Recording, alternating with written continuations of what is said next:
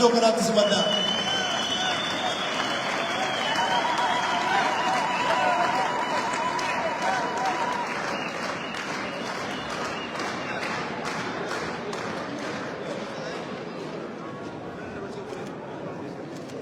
Akkam ooltan?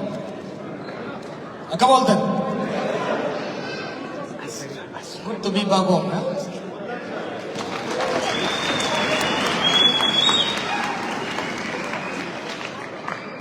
I'm so nostalgic.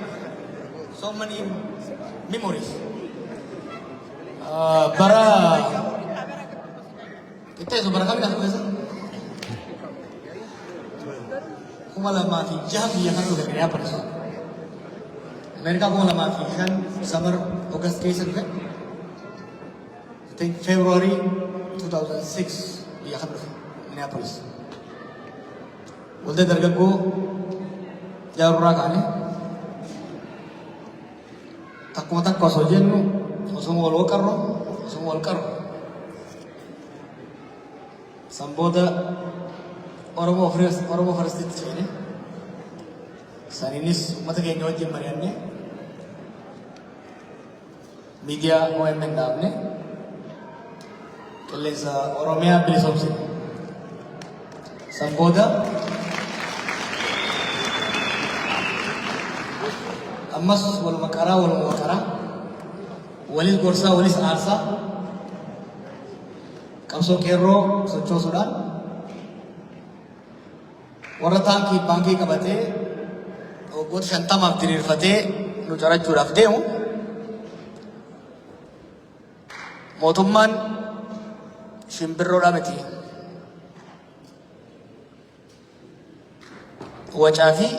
Wacaafaadhaan hin buutu irra jiru amma ta'u keessatti wacaafaadhaan lafaan geenye jechuudha.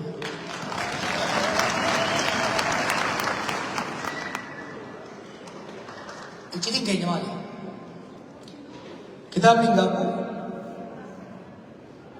iccituma kana hin saaxila. Kunis maali? Uummanni keenya uummata haqa qabu. Waan isin irraa dhaladheefi miti. Uummata qeesaa irratti roorrifame, qeesaa irratti salphifame, qeesaa irratti saamame, qeesaa irratti walqixxummaaf kabajaadhaan jiraachuu barbaade waan ta'eef dhugaa uummata keenyaa kana qabannee haala qabatamaa uummata keenyaa, haala qabatamaa mooraa diinaa, haala qabatamaa addunyaa qorannee strategic advantage kan nuu qabu hami jechuun qabsootti seenee jiru. Iccitii miti ifumatti ta'e uummata keenya sochoofne tokkummaan gurmeessine tarsiimuudhaan masa qabne rabbis gargaarsifanne bakka yaadne san gahuu dandeenya gaafa sanatti jechuudha. Now kitaaba kana keessatti wanni kaayame kutaan gama duraa seenaa dhaloota hiyyaa fakkaatus seenaa dhaloota ilmaan Oromoodhaati. Nuti qabsootti kan seenne kitaaba dubbifneeti miti.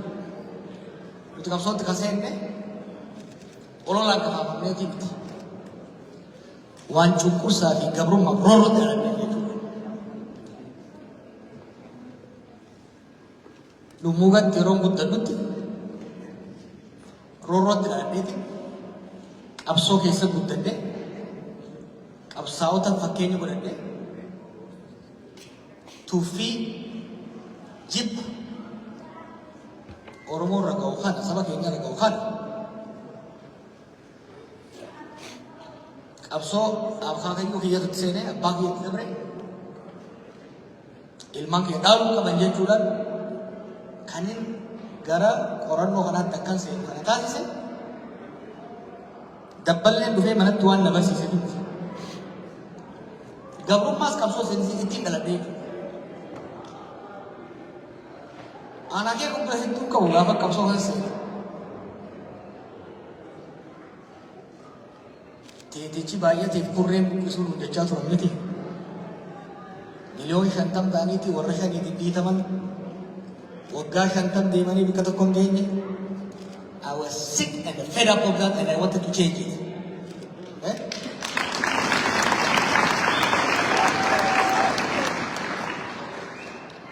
Gaafasis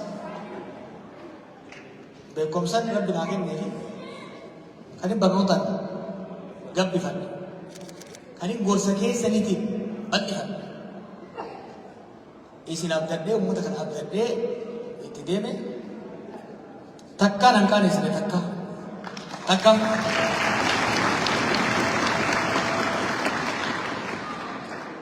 anillee wayin takka isin qaanesseere edaayi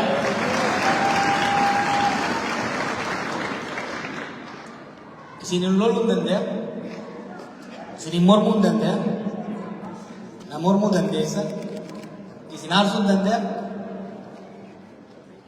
na aarsuu dandeessa takkaa garuu isin kasaarsee hin beeku wallaahi isin kasaarsee hin beeku namni dhagaa yaada tokko kan isin ittiin dhufu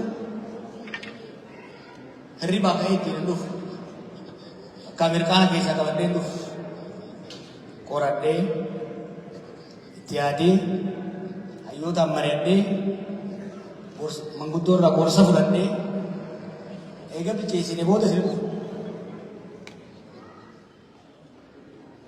mormii falmii yaada gorsa keessanii gabbinee hojiitti seenaa jechuudha. Citiin kitaaba kana keessu waan biraatiin miti. Maaf kitaaba kana barreesse tokko manni mormata aadaa seenaa boonsaa qabu garuu oral society waan ta'eef barreeffachuu isaa gaariidha. Baabashaatoo irraa kaasee warri as keessa jirtan gameeyyiin qabsoo kana seenaan ta'e osoo barreeffamte kitaaba kanaa shanii ol baati.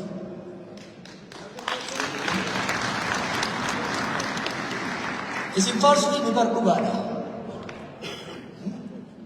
Baadiyyaa irraa kaanee dhiitamaa, dhiibamaa, qabsoo seenne, dhiibamne, Somaalee seenne, bishaan san qaxxaamurre, Yamaniin goone, Saawudiin goone, Xaaliyaaniin goone, Kaanadaa dhufne, Ameerikaa dhufne.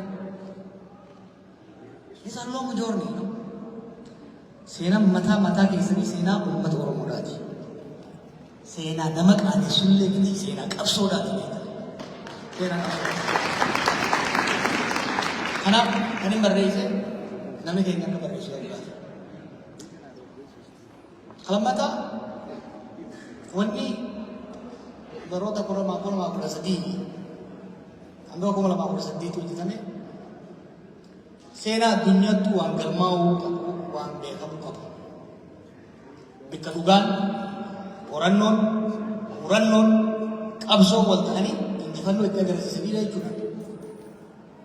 Kanammoo ka Oromoodhaaf fedhii qabu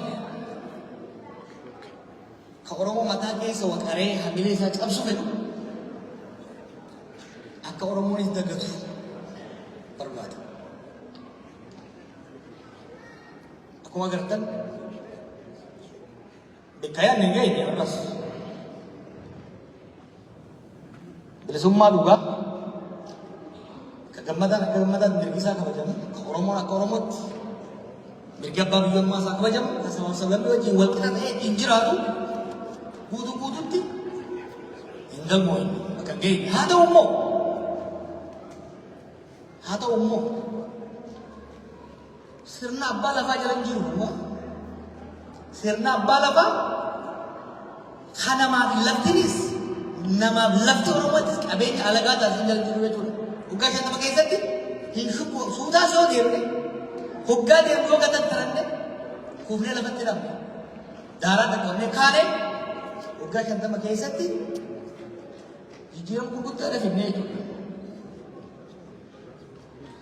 Kun ittiin boonuu qabu. Abboota keenya irraa kaasee, afran qolloo irraa kaasee, sochii Baalee irraa kaasee, sochii Lixa Oromiyaa irraa kaasee, sochii Machaa Oromiyaa irraa kaasee, hanga qabsoo qeerrootitti wanti keessa dabarre wallaa qabdi. Ittillee mul'ooyne qabsoo saboota addunyaa hunda jiru.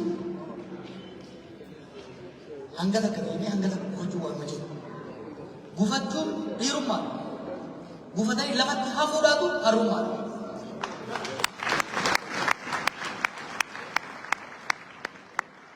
Oggoonni ijaan dabre kun rakkisaa turan. Ulfaataas turan. Bara 1960 irraa hanga 2018tti qabsoon gaheen godhaa turre sirna bittaa alagaa irratti ture. 2018 irraa kaasee qabsoon godhamaa jiru sirna bittuu jallaa keenya irratti jechuudha. Now, kata qabsoon lamaan nutti godhamu tooftaa jijjiiruu gaafata. Tarsiimoo jijjiiruu gaafata. Kaayyoo jijjiiruu garuu gaafata. Kaayyoon Oromoo mirga abbaa biyyummaa isaa kabachiisaa jiru. Eenyummaa isaatiin boonee kabajamee qabeenya isaa irratti dalagatee hiyyummaa keessaa bahu saamicha irraa dhaabbachuu kan ammoo walitti qindeessuudhaaf mootummaa inni filatee seera fi tumateen Oromiyaa ifiin bulchu Itoophiyaa immoo sabaaf sablammoota wajjin buluudha. Kana galmaan ga'uudhaaf amni guddaan yoo xiqqaate tuussarra ta'u deemamee jira. Kaafe bakkaan ga'uudhaaf amma immoo haara gaafattanii moggaasati. Right? Biyya dheeytan, maatis gaafattan, qamaatan, bashannantanii fi amma qabattoo jabeeffachuun ammaa jechuudha.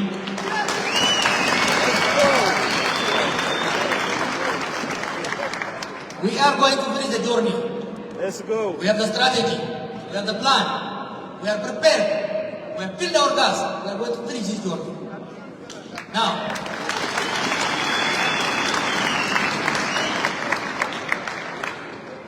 kaleessa gaafa dardara tiyooriidhaan baranne Itoophiyaa fi Oromiyaa fagoodhaan ilaallu hojjannee itti milkoo'e. Arrabnu gaamaarrii qabu. Gaafa Itoophiyaa dhaynee harkaan qaqqabannee hidhamnee macarooshii keessaa agarree sirriitti hubannutti gaafa sirna bittaa alagaa irraa buufnee jallatus, doofatus, hatus, badaa ta'us keenya keessa dhaynatti hojiin akka kaleessa hin ulfaatu. Filannoo sadii qaba warri jallaan gaangoo irra keenye hoggaa siree irra keenyu siree jala nu dhiitu. Gabrummaa ormi akka reetti isa dhiite oofu jalaa baafnee siree irra baafne siree irraa nu gaffichaa siree irraa gadi bu'ee mana Oromoodhaa jiru. Baanki alagaa irraa fuunee harka isaa keenyaan diroonii bitee qabalee keessatti mana hiyyeessaa gubu carraa sadii qaba. Yoo Rabbiin barsiisee qalbii horatee karaa deebi'u. Natti fakkaatu isin du'aa itti godhaa. Kalammataa warri marsee taa'u kan isa waliin ol baafne fala itti godhee wajjin kufuu manna ibbararu. Sadaffaa walitti hataayamanii dasti biinii keessatti kufuudha jechuudha.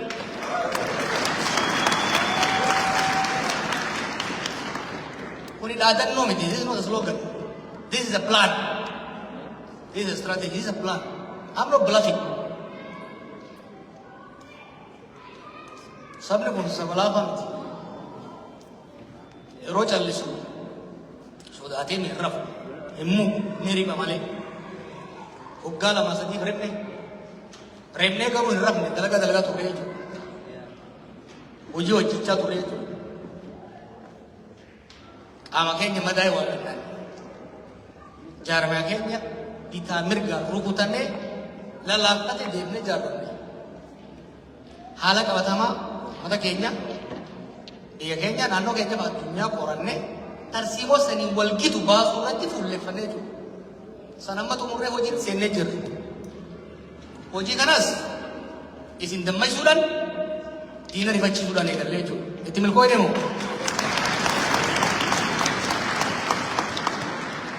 Marsaa itti aanu wal gorfachuu wal qajeelfachuu tarsiimoo lafa keenya irratti mari'achuuf bilcheeffachuutti deemna. Marsaa sadaffaatti hojii galmaan ga'utti deemna. Look, sirni amma jirtu hedduu nama cinqitu. Itti dhiisanuu ni kufti. Our concern, fuulleffannaan keenya is about post-Abiy Ethiopia. It's about post-Abiy Oromia.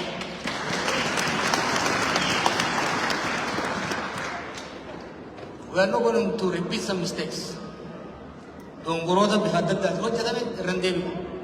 Akka irra hin deebinetti sirriitti qorannee jirra, itti qophoonee jirra. Nu dhaggeeffadha. Bakka isin hin galin nu gaafadha. Bakka kanarraa mayde seetan nu gorfadha. Bakka itti akkatti rabbi itti nu kadhadha. Waliin jirra. Gara fuuldura deemnaa ni milkooyinaa nagaan na bula.